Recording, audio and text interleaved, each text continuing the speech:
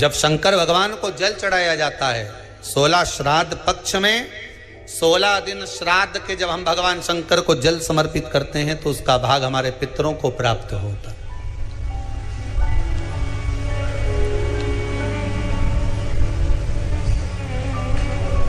केवल 16 श्राद्ध के दिन ही ऐसे होते हैं जिसमें शंकर भगवान को जल में दूध मिलाकर चढ़ाने की जगह दूध भले 1 चम्मच चढ़ा रहे हो पर अलग से चढ़ाओ, कच्चा दूध अलग से चढ़ाओ, उसके बाद भले तुम जल चढ़ा दो, पर लोटे में जल में दूध मिलाकर 16 दिन श्राद्ध पक्ष में नहीं ले जाना। भले 1 चम्मच दूध लेकर जाओ, 1 कटोरी दूध लेकर जाओ, पर कच्चा दूध अलग से लेकर जाओ, शंकर भगवान को अलग से चढ़ाओ, क्योंकि 16 दिन श्राद्ध पक्ष के जब भगवान शंकर को दूध और जल चढ़ाया जाता है वो हमारे पितरों के खाते में चला जाता है, हमारे पितरों को उसका भाग मिलता है। इसलिए शंकर भगवान को कच्चा दूध भी चढ़ाओ तो पानी में मिलाकर नहीं, एक अलग से 1 चम्मच ले जाओ, भले फिर शिव जी को चढ़ा दो, भले एक छोटा सा कटोरी में ले गए चढ़ा दिया, जल ले गए चढ़ा दिया, वो हमारे पूर्वजों को प्राप्त हो।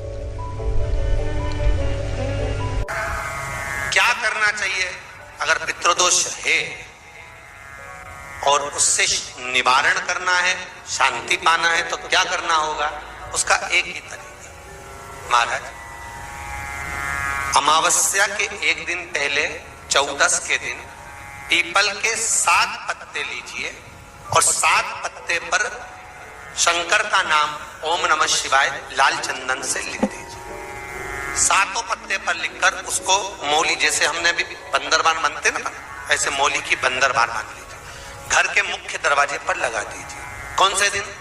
अमावस्या की एक दिन पहले 14। अमावस्या के दिन दोपहर के 12 बजे उस बंदरवाल को खोल लीजिए, दूध की कटोरी कच्चे दूध की हाथ में ले लीजिए और पत्ते का, पीपल के पत्ते का अग्रभाग उस दूध में डुबो दीजिए और उसको ले जाकर पीपल के पेड़ के नीचे ऐसा कैसा ही विसर्जन कर दीजिए। कटोरी वापस लेकर आ जाइए। मात्र 2 अमावस्या करोगे, आपके घर का पितृदोष समाप्त होगा, लक्ष्मी बढ़ेगी, घर से रोग समाप्त होगा और घर में प्रेम बढ़ेगा।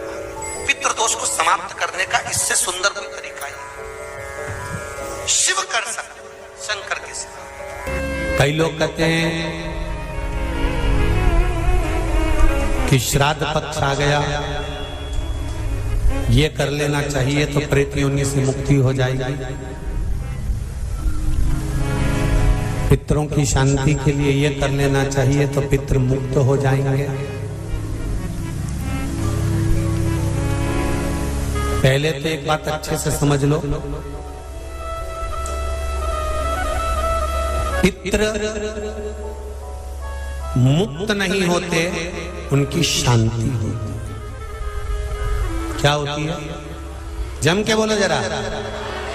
उनकी शांति होती है। जब आप किसी तीर्थ में स्नान कर रहे हो, जब आप किसी तीर्थ में हो, स्नान कर रहे हो, पुण्य कर रहे हो, सत्कर्म कर रहे हो, भजन कर रहे हो, कीर्तन कर रहे हो, मंत्र जाप कर रहे हो, तो उसका एक अंश, एक भाग हमारे पूर्वजों के खाते में, हमारे पितरों के खाते में जाता है, उनके खाते में पहुंचता है, ये निश्चित है। आपने किसी ब्राह्मण को भोजन कराया, भले अपने पितरों के निमित्त नहीं जिमाया, कोई ब्राह्मण को 1 गिलास पानी पिलाया, भले अपने पितरों के निमित्त नहीं पिलाया, पर आपका एक अंश उसके खाते में चला जाएगा। उससे क्या होगा? पितरों की शांति। और समझ लो, गया जी में पिंडदान कर देने से क्या पितृ मुक्त हो जाते हैं? बद्रीनाथ जाकर कपाल क्रिया करने से क्या पितृ मुक्त हो जाते हैं?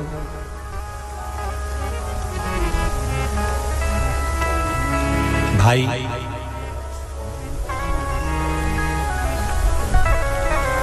गया जी जाना तो वहां के पंडा जी से पूछना, हम यहाँ पिंड दान कर देंगे, तो क्या वो मुक्त हो गए? पंडा जी कहेंगे आप अपने पूर्वजों को गया का पिंड देकर, उनका पिंडदान कर कर आप उनको भगवान विष्णु के चरणारविंद में छोड़ गए। पर आप घर जाना तो घर पर जब जब श्राद्ध पक्ष आए तब ब्राह्मण को भोजन जरूर करना। भले तुम भूख मत देना, कौवे का मत निकालना, पर एक काम जरूर करना कि ब्राह्मण भोज कराना। उससे क्या होगा? 16 श्राद्ध में जब हमारे पितरों को, हमारे पूर्वजों को पितृलोक से छोड़ा जाता है तो वो सबसे पहले जिस घर में रहे होते हैं, जहां उनका पिंड घर में दिया होता है, जहां रहे होते हैं, सबसे पहले वो वहां आते हैं, सबसे पहले वहां आएंगे।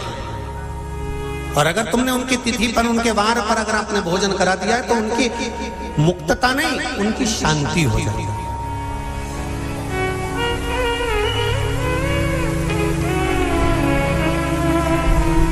पितरों की मुक्ति कैसे है? उनकी मुक्तता कैसे? प्रेत योनि की मुक्तता कैसे? तो कहा जैसे भगवान का नाम लेने वाला व्यक्ति दूसरा जन्म नहीं पाता, उसी तरह भगवान का जो भजन करते हैं, कीर्तन करते हैं, मंत्र जाप करते हैं, या शिव महापुराण की कथा, राम कथा, भागवत कथा, विष्णु पुराण आदि जितनी भी पुराण हम श्रवण करते हैं, हमारे श्रवण करने का एक भाग हमारे पितरों के खाते में जाता है, तो उस कथा के फल से उनकी मुक्ति हो जाती है। उनकी कथा के फल से मुक्तता। प्रेत योनि से मुक्त हो गया धुंधकारी, बिंदुक प्रेत योनि से मुक्त हो गया। काय से होगा? शंकर का स्मरण, शिव महापुराण की कथा का रस तत्व ग्रहण करना, राम कथा, भागवत कथा का मात्र स्मरण करना, उससे मुक्त। क्यों दी जाता कौवा को भोजन? श्राद्ध पक्ष में कौवे को भोजन क्यों दिया जाता है? क्यों छत पर ले जाकर रोटी का टुकड़ा डालते हैं? काशी, कांची, अवंतिका, अयोध्या आदि जितने पावन क्षेत्र हैं, जगन्नाथ, द्वारका, रामेश्वरम, बद्री नारायण, जितने जितने पुण्यशाली क्षेत्र हैं, मथुरा आदि जितने, वृंदावन आदि जितने पुण्य क्षेत्र हैं, शिव महापुराण की कथा में, स्कंद पुराण में लिखा है कि जितने पुण्यशाली क्षेत्र हैं, सारे पुण्यशाली क्षेत्र, चाहे चित्रकूट हो, अयोध्या हो, काशी हो, उज्जैनी हो, त्र्यंबकेश्वर हो, जितने पुण्यशाली क्षेत्र हैं, सारे पुण्यशाली क्षेत्र में पिंडदान होता है। बोलो मालूम है कि नहीं आपको? मालूम? सब दूर तर्पण होता है, सभी जगह पिंड होता है, सभी जगह तर्पण होगा, पिंड होगा। तो श्राद्ध पक्ष में तुम इतनी सारी जगह जाकर तर्पण कर सकते हो क्या? जम के बोलिए, नहीं कर सकते। इतनी सारी जगह जाकर पुण्य कर सकते हो क्या? नहीं कर सकते। इतनी सारी जगह जाकर तुम ब्राह्मण को भोजन करा सकते हो क्या? नहीं। इतनी सारी जगह जाकर ना पिंड दे सकते, ना तर्पण कर सकते, ना पुण्य कर सकते। अब ये 16 दिन में इतने तीर्थ कितने, हजारों में तीर्थ, इतने तीर्थ में जाकर कहां पुण्य करोगे, कहां पिंड दोगे? तो उसका एक निर्णय निकाल दिया कि पितरों के देवता आर्यमा कौवे पर बैठते हैं। काय पे बैठते हैं? कौवे पर। तो एक काम करो, जब हम पितरों के देवता आर्यमा कौवे पर बैठकर पितृलोक से 16 दिन जब भ्रमण के लिए निकलते हैं तो घूमते हैं, तो क्यों ना एक काम करें कि कौवे के लिए भोजन छत पे डाल दें।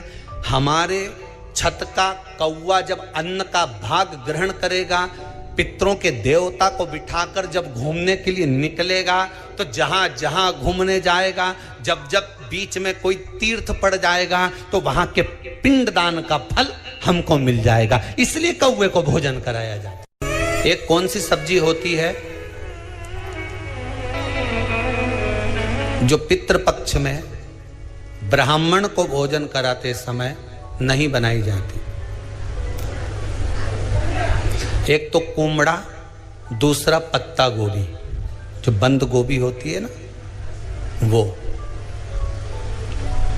बंद गोभी जो होती है ना, पत्ता पत्ता वाली, उसकी भी सब्जी पितरों के ब्राह्मण अगर भोजन करता है तो उसमें नहीं बनाई जाती। एक कुमड़ा, ये जो पेठा बनता है ना कुमड़ा का, ये भी श्राद्ध पक्ष में नहीं खिलाया जाता।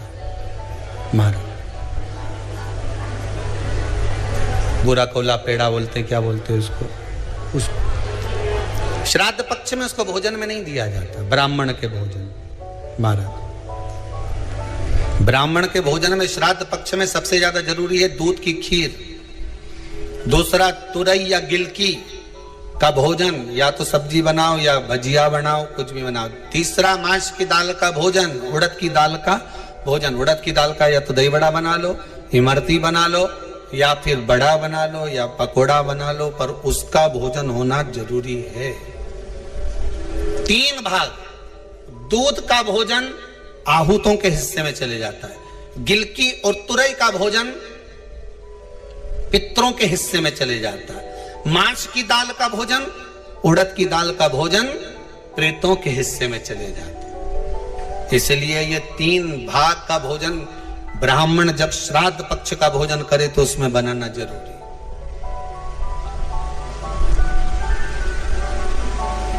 बहुत जरूरी। आपके यहां जब श्राद्ध हो भोजन अवश्य